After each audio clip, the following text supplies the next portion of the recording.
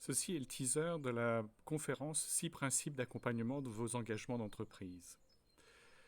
En effet, avec la crise Covid, on voit qu'il y a de plus en plus d'entreprises qui s'engagent pour la responsabilité sociétale, sociale et environnementale, ou bien pour la marque employeur, ou bien pour les Sustainable Development Goals ou objectifs de développement durable. Bref, il y a de plus en plus d'entreprises qui s'engagent. Et la crise Covid a amplifié justement ce besoin d'engagement, notamment par les consommateurs qui réclament de plus en plus aux entreprises qu'elles fassent quelque chose pour le monde. Nous pensons qu'il faut accompagner ces engagements, et notamment avec 6 principes qu'il faut exécuter en même temps que votre engagement. La première des choses, c'est qu'il faut écouter des signaux faibles et des tendances, et notamment pas seulement des tendances, je dirais, sur la masse des consommateurs, mais plutôt sur ce que l'on appelle, nous, les engageants. Ce que nous appelons les engageants, ce sont en fait les consommateurs qui deviennent nouvellement consommateurs, qui ne sont pas forcément très engagés dans une association, très engagés pour faire des actions très précises, mais plutôt qui se déclarent via des sites de pétition, via l'utilisation d'applications comme le Scan Food ou d'autres applications qui leur permettent de s'engager, qui leur permettent de consommer différemment. Donc ça, c'est le premier point.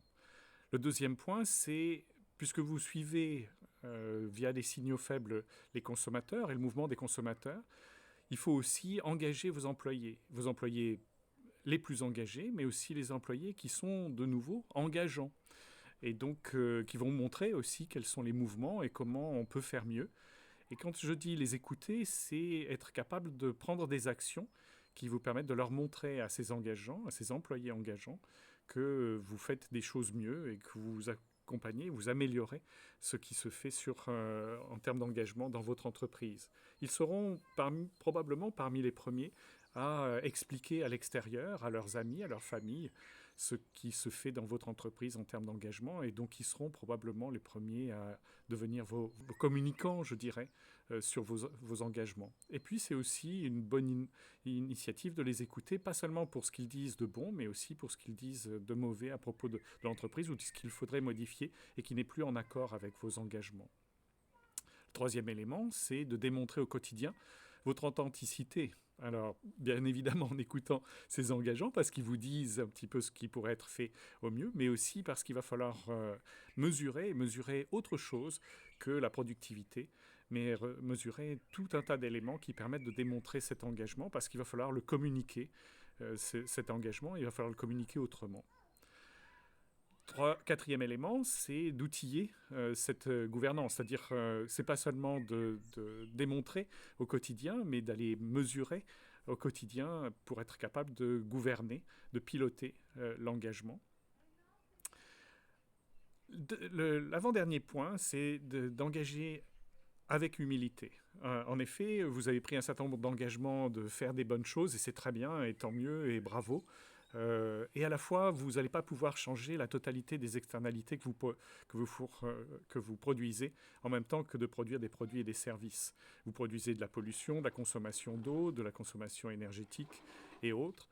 Et donc, il va falloir être très humble pour dire, bah oui, on fait des choses, il y a encore des tas de choses aussi à améliorer sur lesquelles il faudrait qu'on se focalise, mais il y a encore beaucoup de choses à améliorer. Et c'est pour ça qu'il est extrêmement important d'être humble dans cette démarche.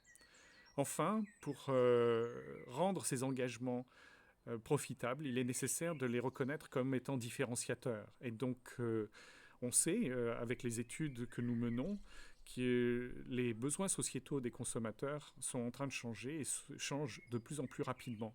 Donc il faut être prêt à devenir, je dirais, non seulement engagé, mais à être capable d'améliorer et de continuellement se remettre en cause sur ces engagements pour pouvoir les rendre profitables, pour pouvoir les rendre différenciateurs, c'est-à-dire d'avoir toujours un temps d'avance sur ce que réclameront demain la masse des consommateurs. Et c'est pour ça qu'il faut regarder ces signaux faibles qui agissent principalement sur ce qu'on appelle les engageants.